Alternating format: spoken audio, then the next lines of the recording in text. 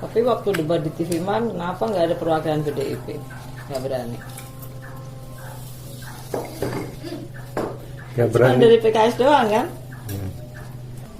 Jadi sebenarnya dunia olahraga itu dari zaman ke zaman itu ada masa-masa atletnya itu jatuh bangun memperjuangkan apa ya? Memperjuangkan keatletan mereka. Dulu di zaman Hitler itu ada namanya atlet lari namanya C.C. Owen kalau nggak salah, negro dia itu. Waktu itu kan ada olimpiade lari di Jerman. Nah, si Owen ini dia tuh negro. Tahu sendiri Hitler kan rasis toh. Dia menolak atlet yang beras negro sama Yahudi. Nah, sementara Amerika atlet lari mereka itu ada dua orang Yahudi, ada satu negro. Itu supaya mereka bisa tampil di Olimpiade itu sampai ini. Jadi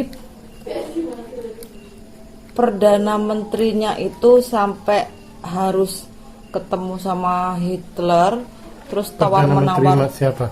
Amerika, tawar menawar secara politik. Jadi kata Hitler nih ya, menurut dari pihak Hitler, dari pihak Jerman, Hitlernya lah pokoknya, ya Jerman Hitler sama aja lah ya. Dia memperbolehkan dua ras ini ikut, yang dengan syarat si Perdana Menteri ini nanti mau mendukung Jerman. Bentar. Ini Owen ini dari Amerika atau dari Inggris ya? Amerika. Ya, Amerika. Asalkan dia mau mendukung Jerman. Nah, sementara dari pihak Amerika demi memperjuangkan atlet lari ini supaya bisa ikut Olimpiade, karena kan walau bagaimanapun kan kalau menang dalam bidang olahraga pasti mengharumkan negara toh, tetap mereka itu kayak kebanggaan negara toh, jadi diperjuangkan demi memperjuangkan dua atlet, tiga sih, karena yang dua itu kan dari Yahudi toh, dua-duanya tiga-tiganya itu lari, cuman kalau yang dari Yahudi itu lari estafet, kalau yang negro itu lari sprint.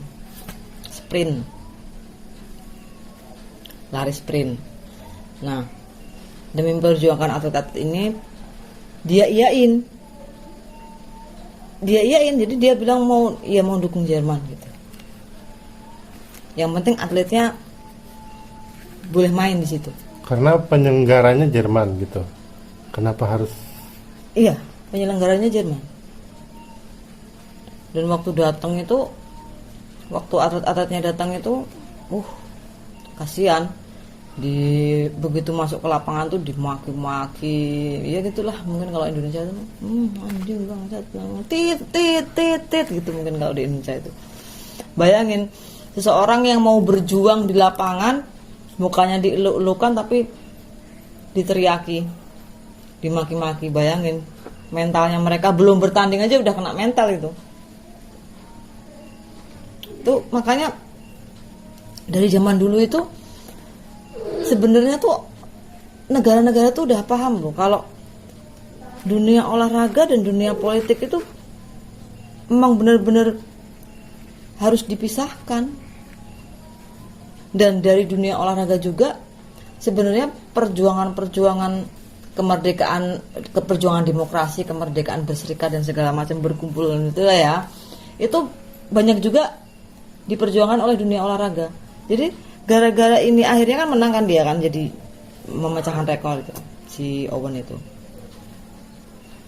Pelan-pelan ya dia punya kontribusi terhadap persamaan ras di Amerika, persamaan hak atas ras negro di Amerika. Gara-gara dia juga. Ya bukan cuma dia sih, tapi kan dia punya kontribusi di situ. Terus setelah berpuluh-puluh tahun kemudian, itu kan udah zaman dulu banget ya. Ini udah 2023. Kok bisa hal kayak gitu terjadi lagi?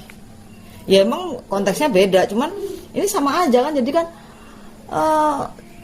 dunia yang seharusnya bisa udah bener-bener lepas dari dunia politik, karena dunia olahraga itu kan kayak dunia yang benar-benar terpisah dari dunia mana-mana ya, dia dunia sendiri ya.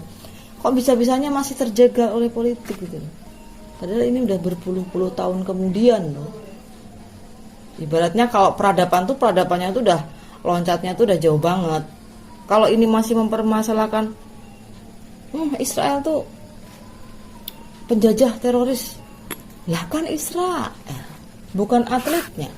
Dan Israel sendiri nggak semua warga negara Israel setuju dengan pemerintahnya. Ya jelas, itu udah jelas. Belum lagi kalau ngomongin Israel, kalau mau main generalisir ya. Israel berarti penjajah, kita menerima penjajah, kita menerima teroris, istilahnya gitu ya, menurut mereka. Terus gimana kalau pihak lain mengeneralisir orang Islam? Ini sekarang di Jepang aja mengeluarkan peraturan yang intinya di bulan Ramadan ini mereka harus waspada terhadap orang Islam, karena di bulan puasa terorisme bisa saja meningkat gitu. Itu kan salah satu bentuk kayak diskriminasi toh terhadap orang Islam toh. Itu cuman kewaspadaan. Gimana kalau semua negara itu waspada terhadap muslim, terhadap orang Islam, gara-gara orang Islam dikenal sebagai Suka ngebom. Orang-orang teroris. Gimana kalau kayak gitu? Terus orang-orang Islam di seluruh dunia, terutama orang Indonesia ya, mau kemana gitu dicekal di bandara. Kamu teroris. Mau ikut olimpiade kemana gitu, udah siap-siap mau tanding. Kamu Islam ya? Teroris, dicekal. Gimana coba kalau terjadi kayak gitu? Kan kacau. Kalau mau main generalisir-generalisiran dulu ya, dibalas gitu. Kalau misalnya dibalikin gitu, posisi dibalikin gitu. Kok sayangnya tuh itu kan pandangan-pandangan tolol ya, pandangan bodoh, goblok gitu. Kenapa gitu loh? Iya kan. Padahal orang muslim di seluruh dunia tuh banyak loh. Kok yang tolol-tolol ada di Indonesia ya? Ya di setiap negara tuh ada lah yang tolol-tolol. Adalah maksudnya yang entah pemikirannya tuh nggak bisa maju gitu loh, pemikiran yang mundur dan terus mundur ke belakang. Itu setiap negara tuh ada, cuman ya tergantung kita menyikapinya aja lagi lah. Kita harus harus speak up juga, harus jangan diem aja. Bukan ketololan dalam hal ini aja, di setiap negara tuh pasti ada berbagai macam. Tapi kalau misalnya sampai menarik perhatian orang Israel sendiri, negara Israel sendiri, sampai dia kalau misalnya kecil itu nggak akan menarik perhatian FIFA ya. Kalau sampai FIFA sampai membatalkan drawing, berarti kan itu bukan kecil. Iya sih. Dan ini kalau menurutku bukan cuma Islam Kristen sih, ini udah ada campur tangan yang lain, kayak ya lagi-lagi politik. Apa mereka nggak tahu kalau fans bola itu banyak banget? Kok berani bener mereka, istilahnya kalau mereka pakai istilah apa sih, nyoba ombak, ngukur ombak ya.